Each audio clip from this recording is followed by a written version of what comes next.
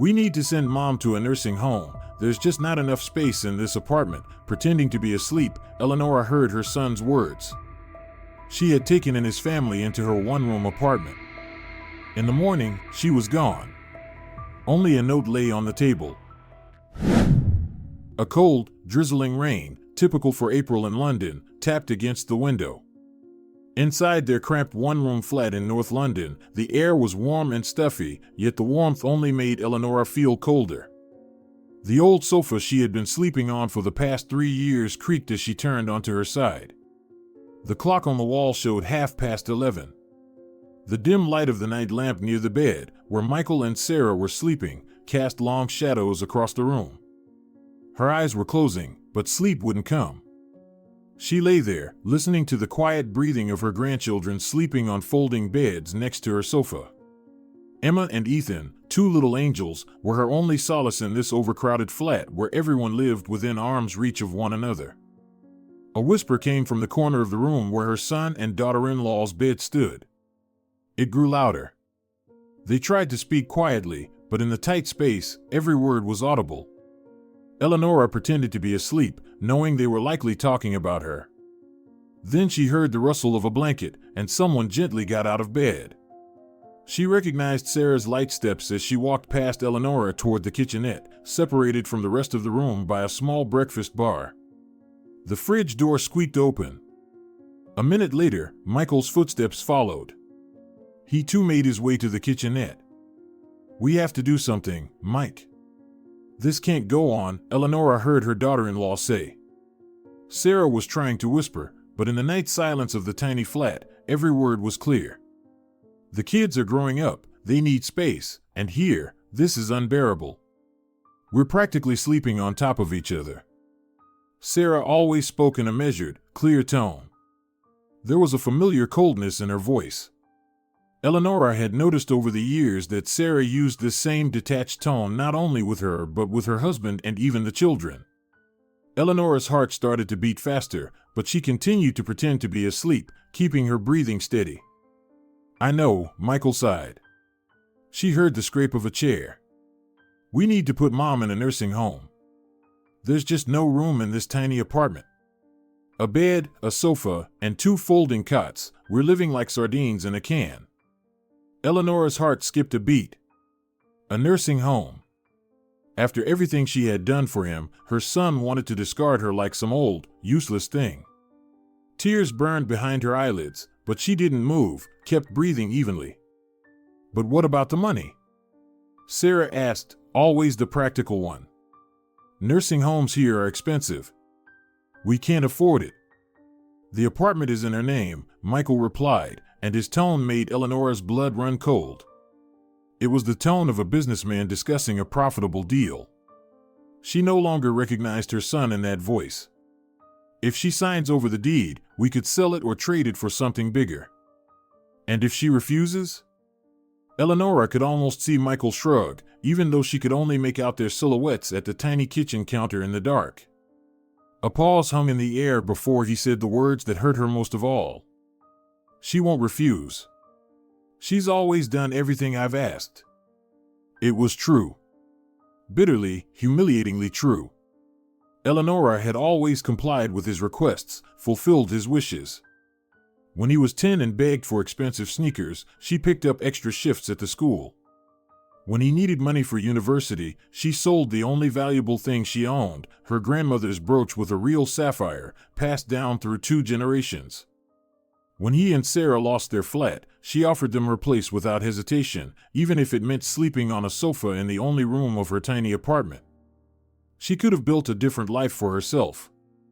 22 years ago, when Michael was 15, a man named Alan entered her life, a literature teacher from a neighboring school. They met at a teaching conference, and for the first time since James had left, Eleanora felt she might love again. Alan was a widower, his daughter already in university.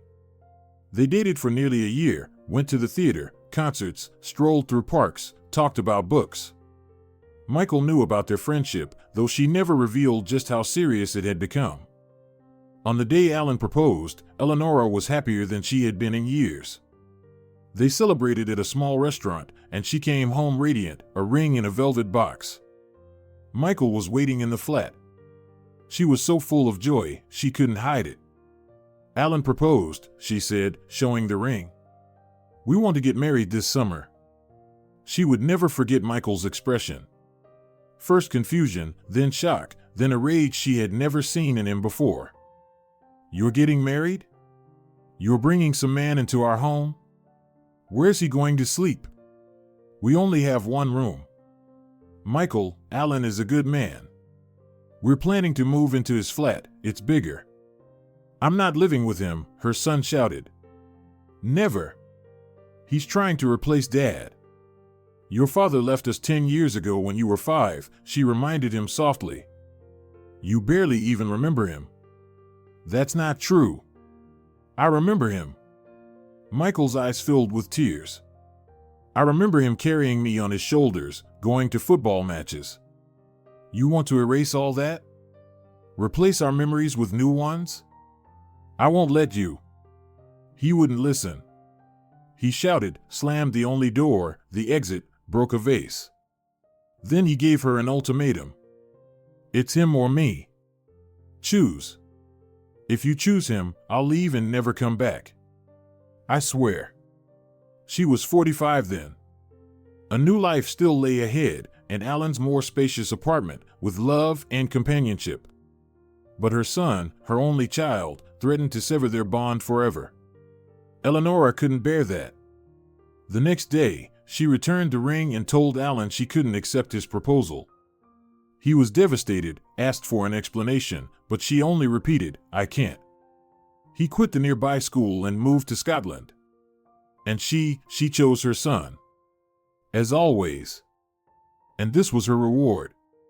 That night, Eleonora didn't sleep a wink.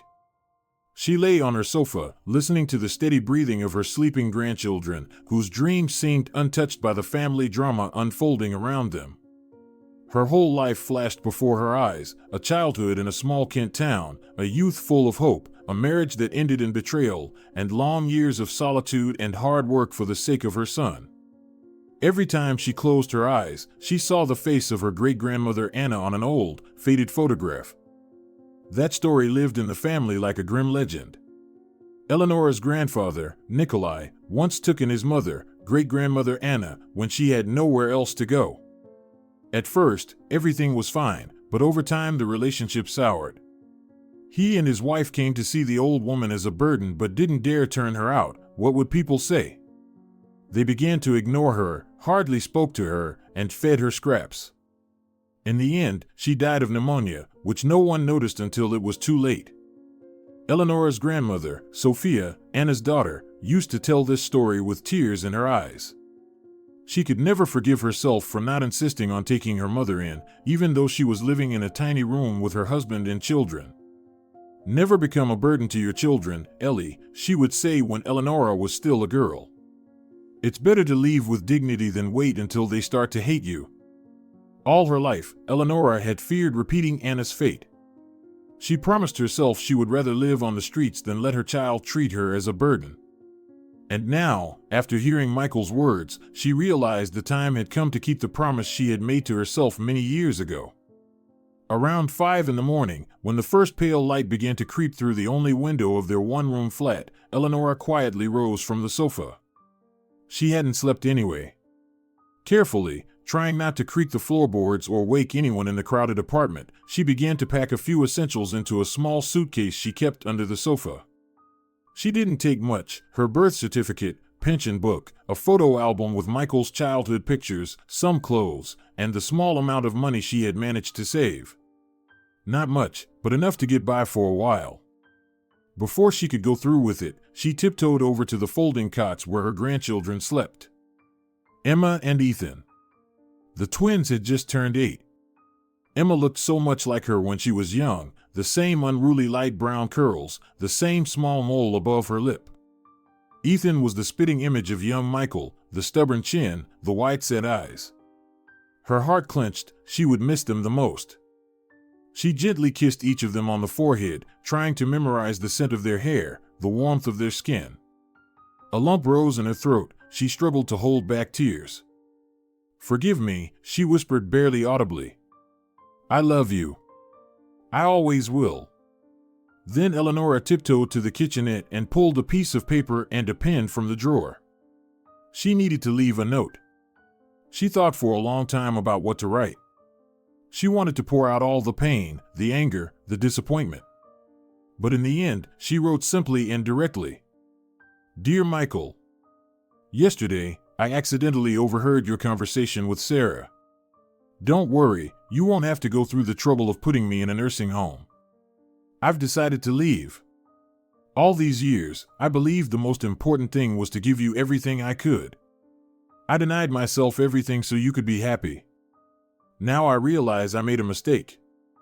I never taught you to value other people's sacrifices, to be grateful, or to show respect. The apartment is yours, the documents are on the table. I hope you'll breathe more easily without me in this cramped space. Don't look for me. I'll be fine. Mom." She placed the letter on the small dining table, beside the apartment papers. After a moment's thought, she took the keys from the hook by the door and laid them next to the letter. That was it.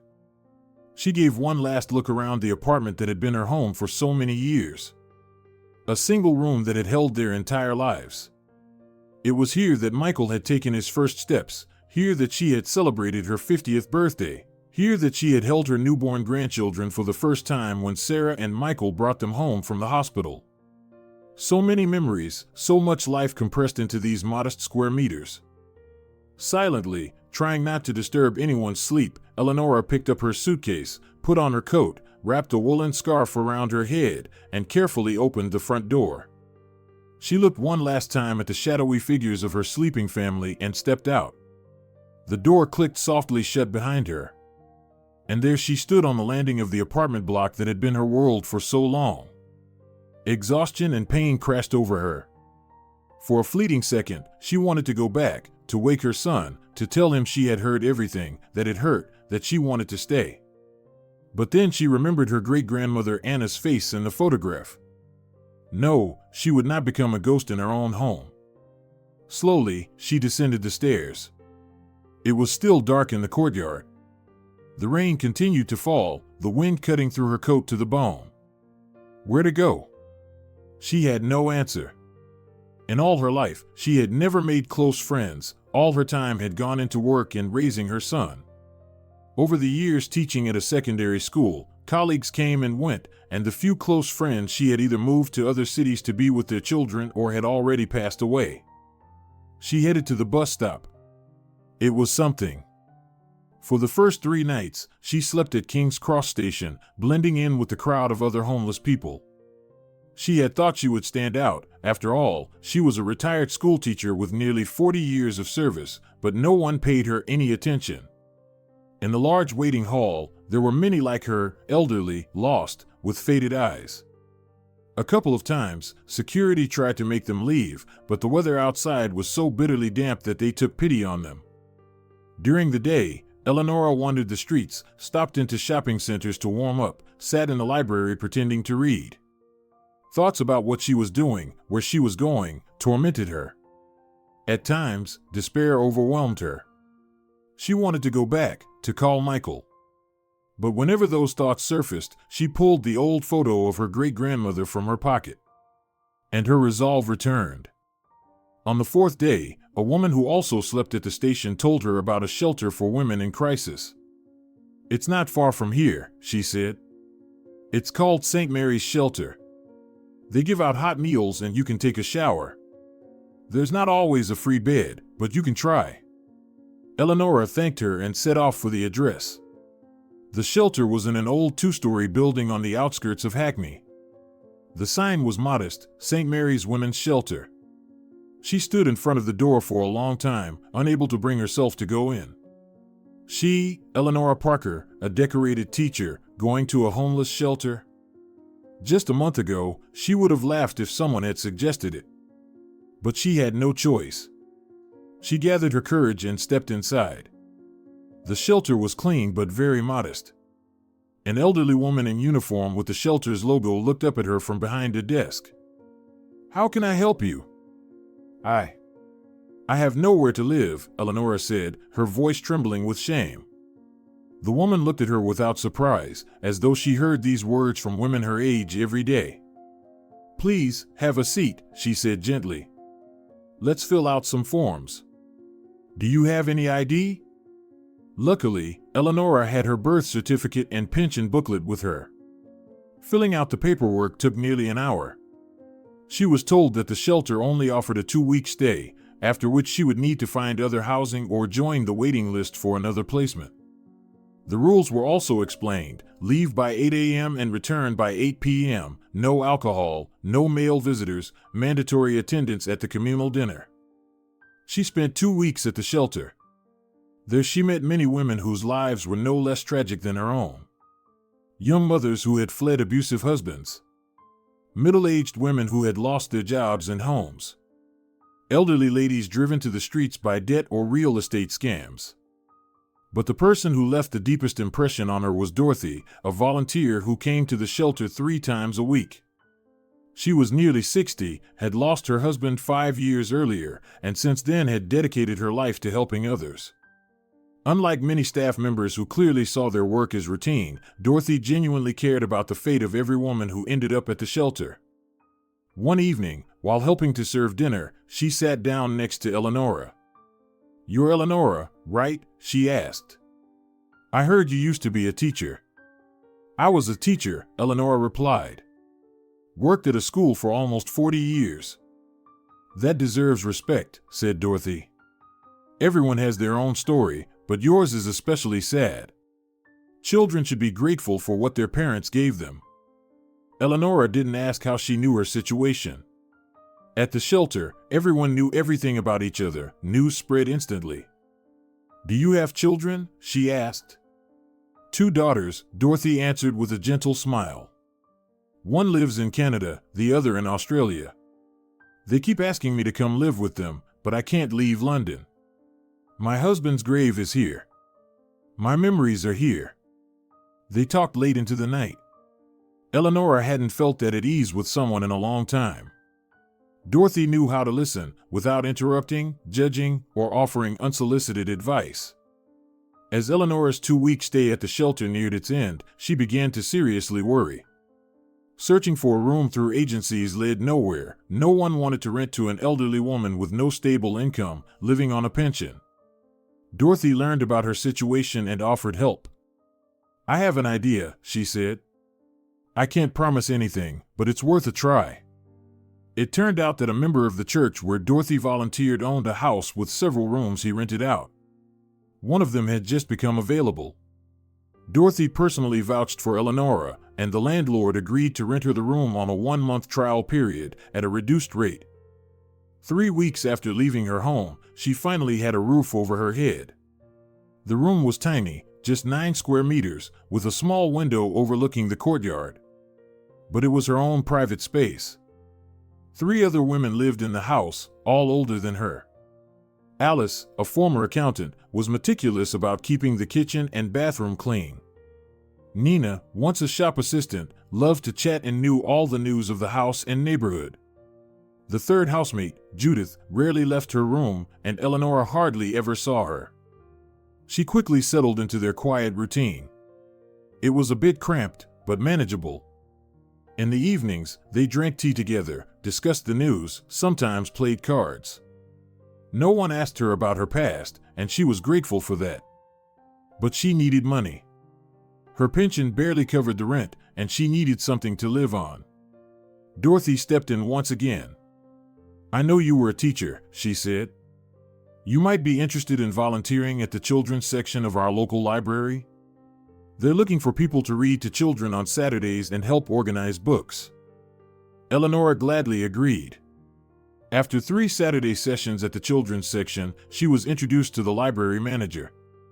When the manager learned about her teaching experience, she offered Eleonora a part-time position, 16 hours a week.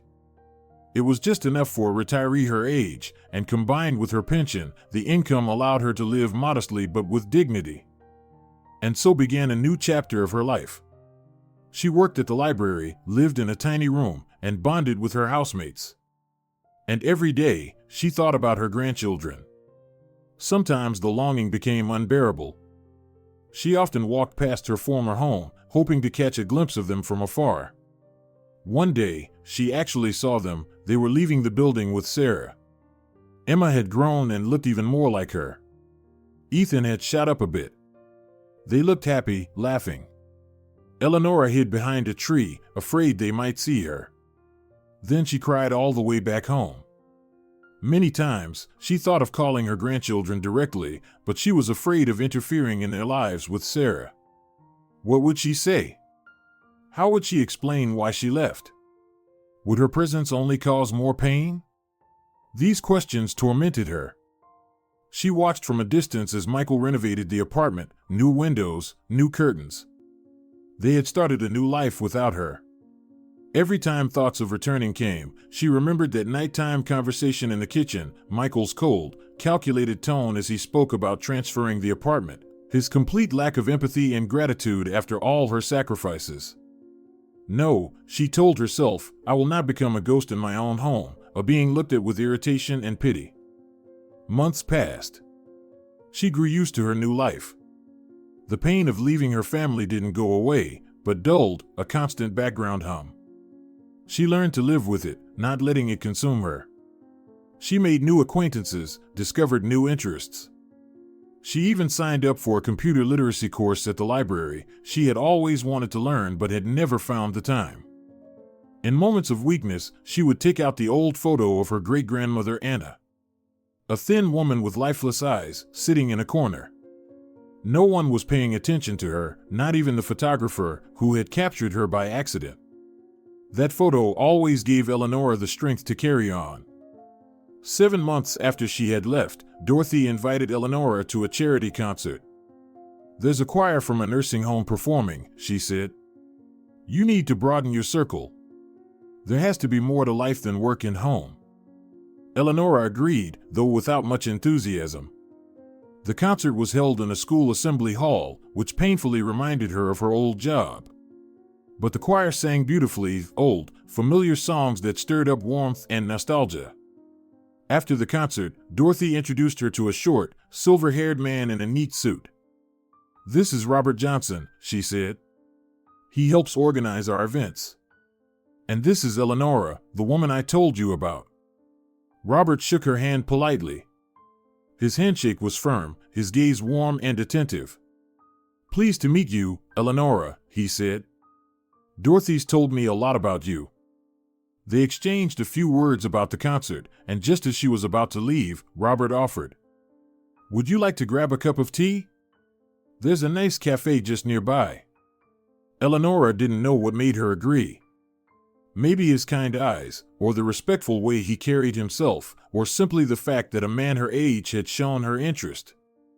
In any case, they found themselves at a small, cozy cafe that served tea and homemade pastries. Robert turned out to be a wonderful conversationalist. He was a retired engineer, 70 years old, and had lost his wife 3 years earlier. They talked about everything, books, music, how London had changed over the years. And to her own surprise, Eleonora told him her story. The whole thing, from beginning to end, holding nothing back. When she finished, Robert stared into his cup for a long time, as if digesting what he had heard. You know, Eleonora, he finally said, your son made a terrible mistake. But maybe it's not too late to fix it. What do you mean? Maybe he realizes it now. Maybe he's looking for you. Unlikely, she replied bitterly. He got what he wanted, the apartment. But who legally owns the apartment? Robert asked. I do, said Eleonora. I left the documents, but I never signed over the deed. So he's living there without any legal rights. You could reclaim it. I don't want to. Let him have it. I don't need that apartment anymore. Robert looked at her with admiration. You're an extraordinary woman, Eleonora. That evening, they walked together through the park for a long time. The nights were warmer by then, and they could sit on benches and talk late into the evening. He told her about his life, his children who lived in other cities but called regularly, his grandchildren whom he saw at Christmas, and the grief he endured after losing his wife. "Loneliness is a terrible thing," he said. "But even worse is carrying resentment in your heart. When Margaret died, I was angry at her for leaving me. I know it was irrational, but I couldn't help it. My son made me see a therapist, and it helped. I realized life goes on, even when it feels like everything's over." Eleonora looked at him and thought that maybe he was right. Maybe she should give Michael a chance. Maybe he really was looking for her. But then she remembered his cold, calculating tone when he talked about the apartment deed. No, some things couldn't be forgiven. After that night, she and Robert continued to see each other. At first, it was chance meetings at church or the library, where Robert sometimes helped with technical issues. Then they started arranging to meet intentionally. He would visit her at the library, bringing books he thought she'd enjoy. They strolled through the park, went to the cinema, simply walked around the city. He was kind and attentive, and with him, she felt young again. He taught her how to use a smartphone, and she taught him how to cook proper borscht. Gradually, over 2 months, their bond grew deeper. She liked how he held her hand, how he looked at her, how he always asked for her opinion. They talked about everything: politics, books, memories. He spoke openly about his late wife and how much he had loved her. And she told him about Michael, the grandchildren, even Alan, the man she once turned away. Her housemates noticed the change. "You have more color in your face," said Alice. "And your eyes are sparkling." "It's Robert," Nina winked. Nothing makes a woman glow like a man's attention. Eleonora waved it off, but deep down she knew they were right. She did look better, and not just because she was finally eating well and sleeping properly. Robert made her feel alive again, wanted, interesting. 8 months had passed since she left. Christmas was approaching, her first Christmas without family. Robert invited her to spend it with him, but she declined. Something told her she needed to be alone. In her little room. At home. On Christmas Eve, she decided to take a walk through the evening streets of London. People bustled around with last-minute shopping. Stores sparkled with Christmas lights, window displays full of Santas, reindeer, and snowmen. She walked aimlessly, just soaking in the festive atmosphere that had always been about family for her. Almost by chance, she wandered into a quiet residential area lined with rows of identical 2-story houses. Through uncurtained windows, she saw people preparing for the holiday. A middle-aged woman was decorating a tree with teenagers, probably her children. An elderly couple was setting the table while a little girl, likely their granddaughter, arranged the cutlery. One large family had gathered around a fireplace, laughing, chatting, drinking from big mugs. She stopped in front of one window, unable to look away. Inside was a cozy living room with a tall Christmas tree in the corner. People of all ages sat around a table, from a silver-haired man to a small child. They smiled, passed dishes to one another, reached for crackers. For a brief moment, she imagined she saw Michael, Sarah, and her grandchildren among them, though of course, it was only her imagination. What were they doing now? Sitting around a festive table? Did they miss her as much as she missed them? She didn't notice the tears until they froze on her cheeks, and she wiped them away with a gloved hand. It was time to go home. She cast one last glance at the happy family behind the glass and slowly made her way back.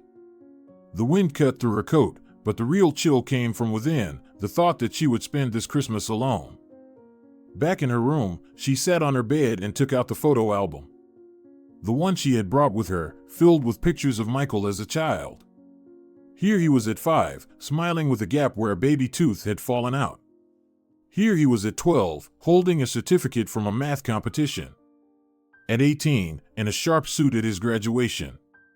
She cried as she turned the pages. Where had she gone wrong? What had she done that led her beloved son to become so cold and calculating? Had she missed the signs, moments when she still could have changed something? Suddenly, there was a knock at the door. She assumed it was one of the housemates, maybe Alice inviting her for tea. Eleanora wiped her tears and opened the door. Standing there was Michael. Gaunt, red-eyed, in a wrinkled coat. She froze in shock. "Mom," he whispered. "I finally found you." She couldn't say a word. She just stood there, staring, not believing her eyes. "Can I come in?" he asked hesitantly. Eleanora stepped aside without a word, letting him into the room. He looked around, and she saw his face change as he took in the humble surroundings. The room was clean but small, furnished only with a bed, a table, a chair, and a small wardrobe. "Mom," he said again, pain in his voice. "How did you end up here?" "How did you find me?" she asked instead. "Dorothy. I've been searching for you for months, asking everyone, posting flyers. Then someone said they saw you at a shelter. Dorothy helped me from there." She looked at him in silence, not knowing what to say. Part of her wanted to embrace him, the other, to send him away. "Mom, I was such an idiot," he suddenly broke down in tears. "I didn't understand, didn't appreciate. Please forgive me, if you can." He sank into the room's only chair and, hiding his face in his hands, began to speak.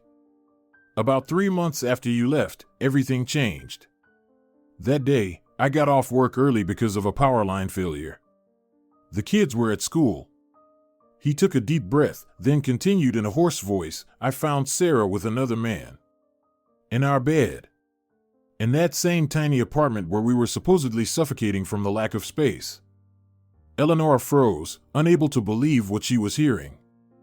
"Mom, he faltered, clenching his fists so tightly his knuckles turned white. "Damn. I don't even know how to say this." He stood up, paced the tiny room, and stopped by the window, turning his back to her. "Do you remember the old canning plant in our neighborhood?" he suddenly asked. She nodded, even though he couldn't see her. "Of course I remember. They shut it down in March. Equipment failure." His voice sounded oddly detached. "No one was hurt, but everyone was sent home. I came back 3 hours earlier than usual." He fell silent. She saw his shoulders tense, his hands gripping the windowsill. "There was a man in the flat," he finally said. "With Sarah." Eleanora sat motionless, starting to piece everything together. "I didn't even say anything. Just turned around and walked out. Wandered the streets for hours," he gave a bitter chuckle. "Didn't even go to a pub, can you imagine? I was afraid I'd drink myself into the ground like Grandpa Thomas. But eventually, I did break down. Just later." He finally turned to her. In his eyes, she saw such deep pain that she wanted to hug him like she did when he was a child. But she remained seated on the bed. "When I got back, he was gone. Sarah was packing her things." He ran a hand down his face. "You know what she said? It would have ended eventually anyway. As if she was talking about a work project, not our life." Michael slumped into the chair again, and she waited quietly. She'd been seeing him for 8 months. Bringing him to our flat, his voice wavered, but he pulled himself together. "And you know what I realized? All that talk about the space, the kids needing room, it wasn't about the kids." He looked at her with red, pained eyes. "She just needed a place to bring him. And you were in the way. You were there. You could have noticed something, suspected something." Eleanora sat still, slowly grasping the full extent of the betrayal. "Sarah planned everything. She played on my discomfort, on my frustration with the cramped space. I was so easily fooled." His voice cracked. "She even admitted the affair had been going on for nearly a year. And I, like a complete fool, believed she cared about the kids, about our living conditions. But really, she just needed an excuse to get rid of you. You were a witness, an obstacle." She didn't know what to say. Sarah's betrayal was horrifying, but it didn't excuse the words her son had spoken that night. "After that, Sarah left me, taking the kids. Turns out our marriage had been broken for a long time, and she'd already planned to move in with that man. But first, she had to solve the problem of you." He gave a bitter laugh. The apartment we thought was too small suddenly became vast and empty. I started drinking, lost another job, hit rock bottom. And only then did I truly realize what a terrible mistake I'd made. A month ago, I ran into Sarah at the supermarket, Michael continued. She was with the kids. We talked, more civilly than before. He shook his head. She denies having anything to do with what happened to you. Says it was entirely my decision, my idea. But I know the truth. And I'll never forgive myself for it. He took a deep breath. She agreed to shared custody. I can take the kids on weekends. They ask about you every day. Emma still cries at night. She doesn't understand why her grandma disappeared. His voice trembled. There were pawns in her game, just like you and I were. Eleanora's heart ached. She loved her grandchildren more than anything in the world. I'm not asking you to come back, Michael continued. I don't deserve that. But please, let the kids see you. They're innocent. They're victims too. She hesitated. What she had just learned about Sarah explained a lot, but it didn't excuse her son. Those cold, calculated words about transferring the apartment had come from his mouth. When you left, I found your note, Michael said, as if reading her mind. And at the time, I still thought I was doing what was best for our family. But once I saw what Sarah had done, how she manipulated me, I realized I'd allowed myself to become a terrible son. I gave in to her influence. That's no excuse, I know. I just want you to know the truth. All right, she finally said. Bring the children. But I'm not coming back. The next day, on Christmas, Michael brought Emma and Ethan. When they saw Eleanora, they ran to her shouting grandma and nearly knocked her over.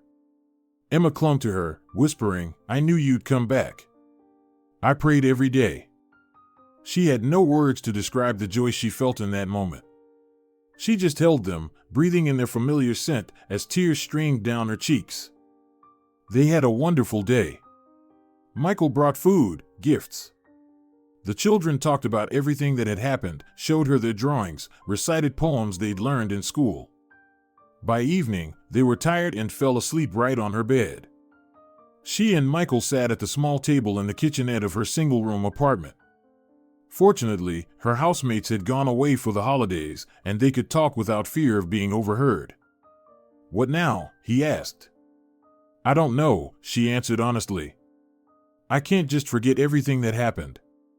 I understand, he nodded. But maybe we could start over? In a different way? Just then, her phone rang. It was Robert, worried about why she hadn't answered. Who's that? Michael asked when she finished the call. A friend, Eleanora replied. A very close friend. She told her son about Robert, about their friendship that had grown into something more. About how he helped her come back to life, to believe in herself again. Do you love him? Michael asked. She paused. Love was a complicated word. Especially at her age, when it seemed like everything had already been lived and felt. Yes, she said simply. He makes me happy. Michael was silent for a long moment. Then he said, You deserve happiness, Mom. More than anyone. Their relationship began to mend, slowly. First came the awkward visits with the grandchildren, then walks together, holidays. Eleanora introduced Michael to Robert, and to her surprise, they got along well. He's a good man, Michael said after their first meeting. He looks at you with real respect. Not like I did. She didn't comment on that, but silently, she agreed. After learning the full truth about Sarah's manipulation, it became easier to understand her son, not forgive, but understand. He had been weak, allowed himself to be influenced by his wife, but still, he had spoken those cruel, calculating words. He had betrayed their closeness, and that could never be undone. Robert turned out to be remarkably patient. He never rushed things, gave her space to reconnect with her family, and supported her in everything. When they introduced him to Emma and Ethan, the children instantly accepted him. Kids have an uncanny sense for good people. He looks like a kind wizard from a fairy tale, Emma said after their first meeting. He has such gentle eyes. Meanwhile, Michael was trying to rebuild his life. After Sarah's betrayal was exposed, he fell into a deep depression and started drinking. Now he was attending support groups for people struggling with alcoholism, looking for a job, and doing his best to be a good father on the days he had the children. Sometimes he relapsed. She could smell the alcohol when he dropped the kids off, saw his trembling hands. But he was trying. He and Sarah barely interacted. Michael picked up and dropped off the children himself, and Eleonora was grateful for that. She didn't think she could look Sarah in the eye after everything she had learned. For her, the fact that Sarah hadn't wanted her out of the apartment simply because of the lack of space, but to facilitate her infidelity, was so vile that she preferred not to think about the woman at all. She stayed in her small room, but it no longer felt bleak. She decorated it with flowers, hung curtains she had sewn herself. Her housemates had grown used to the grandchildren's visits and even grew fond of them. Robert continued to play an increasingly important role in her life. Their relationship developed slowly but steadily. He took her to concerts, museums, or simply for walks around the city. With him, she felt young again, full of life.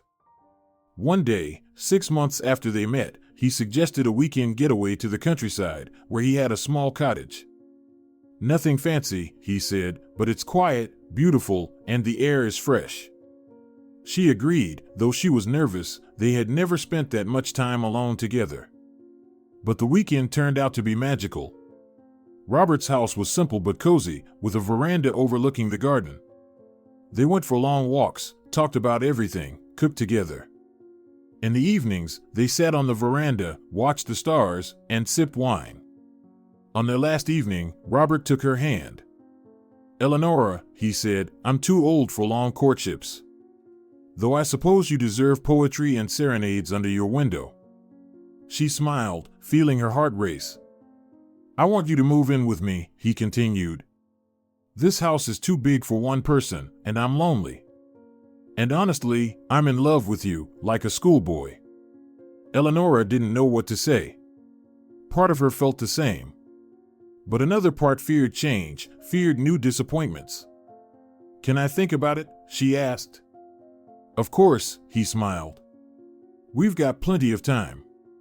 Back in the city, she thought about his proposal for a long time. Moving in with Robert would mean starting an entirely new chapter. At 67. Who would have thought? She discussed it with Michael. To her surprise, he supported the idea. "Mom, it's your life," he said. "You deserve to be happy. And Robert's a good man." "What about the grandchildren?" she asked. "Robert's house is in the suburbs. I won't be able to see them as often." "I'll bring them to you on weekends," Michael replied. "And besides, Robert has a car. He can drive you into the city whenever you like." It was decided. A month later, she moved in with Robert. She didn't bring much, a suitcase of clothes, a few photo albums, some books. But she felt like she was beginning a new life. Living with Robert was everything she had hoped for. They had breakfast together, then he'd drive her to the library, she continued to work there, and pick her up in the evening. They cooked dinner, talked about their day, watched movies, or read together. On weekends, Emma and Ethan often came to visit.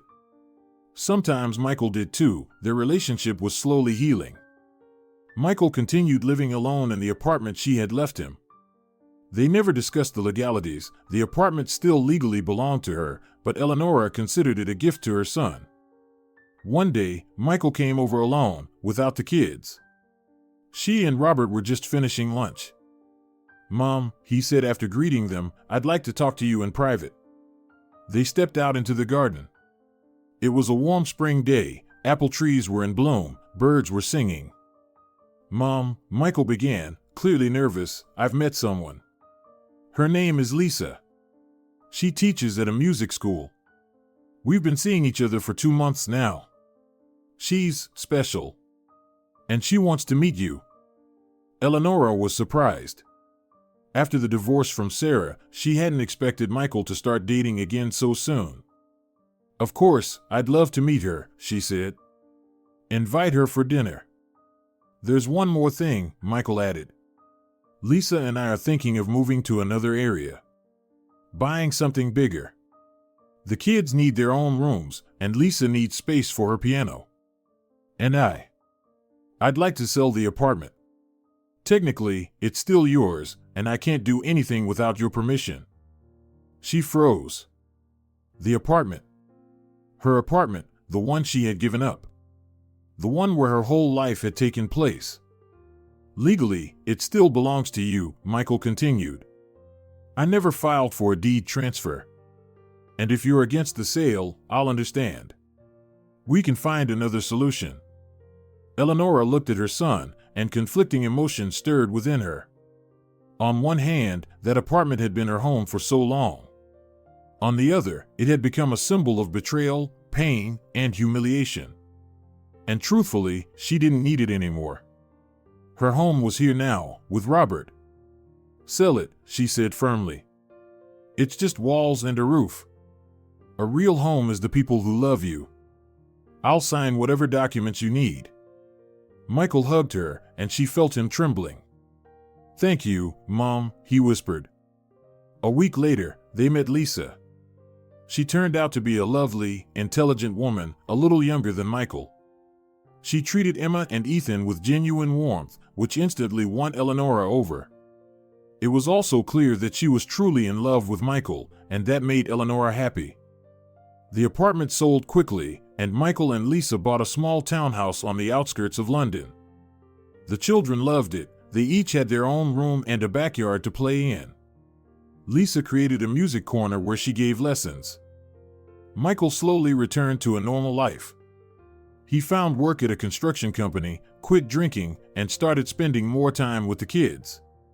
He and Eleonora spoke often on the phone. He told her about his job, the children, and his plans for the future.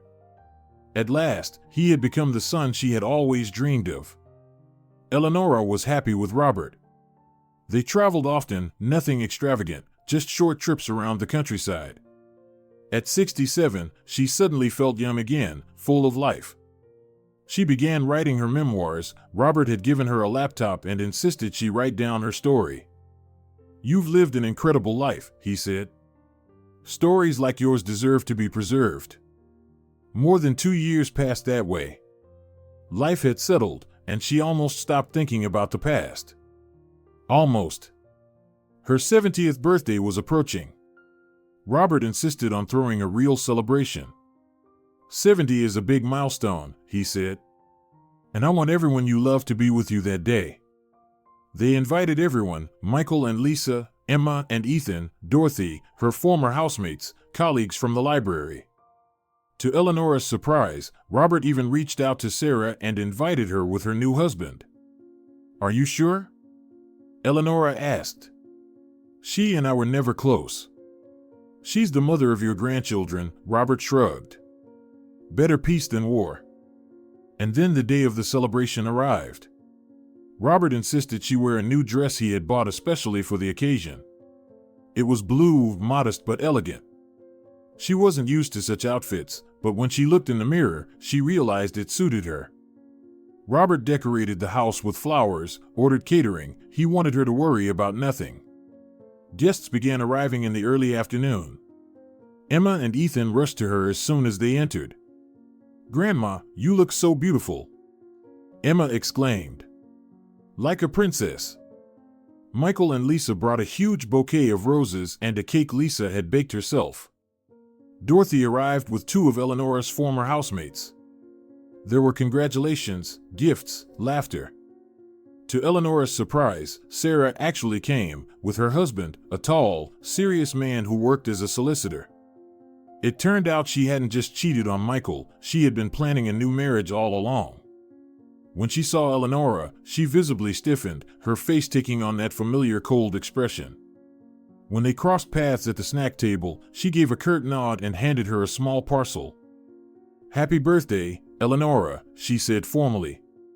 This is from Thomas and me. Inside was a beautiful silk shawl. Eleonora was surprised. She hadn't expected any gift from her. Thank you, Sarah, she said politely. That's very kind of you. Sarah nodded and quickly rejoined her husband, who was speaking with Robert. Throughout the evening, she remained pointedly polite but distant, speaking mainly with her children and husband. Eleanora noticed her glancing at the clock several times, clearly eager to leave. After dinner, Michael stood and raised a glass. The room fell quiet. I want to say a few words about my mother, he began. A woman who gave me life, raised me alone, and sacrificed everything so I would never go without. His voice faltered, and Eleanora saw Lisa gently squeeze his hand. 3 years ago, I made a terrible mistake, Michael continued. I forgot everything she taught me, kindness, gratitude, respect for our elders. I caused her pain I'll never fully atone for. He pulled something from his pocket and placed it on the table. It was an old, faded photograph, the one of great-grandmother Anna. Mom, he said, his voice trembling. While clearing out the old apartment to sell it, I found the family album. Among the photos, I discovered this picture of great-grandmother Anna. Next to it were Grandma Sophia's old journals, the ones you kept all these years. In them, she described in detail the story of her mother, Anna. Only now do I fully understand why you left. I nearly committed the same crime against you that my great-grandfather once did. I'm sorry. Eleanora couldn't hold back her tears. Their family story, their pain, passed down through generations, had finally been broken. Michael understood. The chain had been severed. The room was silent. She noticed Sarah fiddling nervously with her watch strap, avoiding eye contact. Soon after, she and her husband quietly said goodbye, excusing themselves to pick up their nanny. Then Robert stood and asked for silence. Eleanora, he said, looking into her eyes, these past 3 years have been the best of my life. You've shown me that it's never too late to begin again, never too late to find love. Will you marry me? She looked at him, then at her family around the table, at Michael, smiling through tears, at Emma, holding her breath, at Ethan, giving her a thumbs up. Yes, she said. Of course, yes. The room erupted in applause and cheers. Emma rushed to hug her, Ethan patted Robert on the back. Lisa cried and laughed at the same time. Michael came up, embraced her, and whispered, I'm so happy for you, Mom. And so grateful you gave me a second chance. That evening, after everyone had left, she and Robert sat on the veranda of his, now their, house, holding hands and gazing at the stars. Funny, she said. 3 years ago, I thought my life was over. But it was just beginning. Life is full of surprises, he replied, kissing her hand. And everyone deserves a second chance. You just have to find the strength to take it. That night, Eleanora couldn't sleep. She thought about her journey, the pain and joy it had brought. How one overheard conversation had changed everything. About Sarah, whose cold lies and infidelity had triggered it all. About Michael, too weak to resist manipulation, but brave enough to seek her out and admit his mistakes. And about the note she had left on the table when she walked out 3 years ago. Michael had kept that note. He had shown it to her recently, yellowed, with ink smudged by tears. It's a reminder, he said, of how easy it is to lose something precious and how hard it is to win it back. Of how dangerous it is to let others, even loved ones, control your decisions. She thought of the chain of suffering in their family, from great-grandmother Anna to herself, and how that chain might have continued if she had stayed and allowed herself to become a ghost with lifeless eyes, like in that old photo. But her leaving, strangely enough, had saved them all. Saved Michael from repeating his ancestors' sins. Saved her from a humiliating existence. And maybe, just maybe, saved her grandchildren from learning the terrible lesson that elderly relatives are a burden. In the morning, Eleanora woke with a sense of peace. She had forgiven herself for not raising a more grateful son, Michael for not appreciating her love, and life for all the trials it had sent her way. Because in the end, those trials had led her to new happiness. To the understanding that life doesn't end at 60 or even 70. That love can be found in the most unexpected moment. And that forgiveness frees not the one you forgive, but yourself. She looked at Robert sleeping beside her and smiled. There were still many happy days ahead. Together. If you enjoyed the video, please support it with a like and a comment.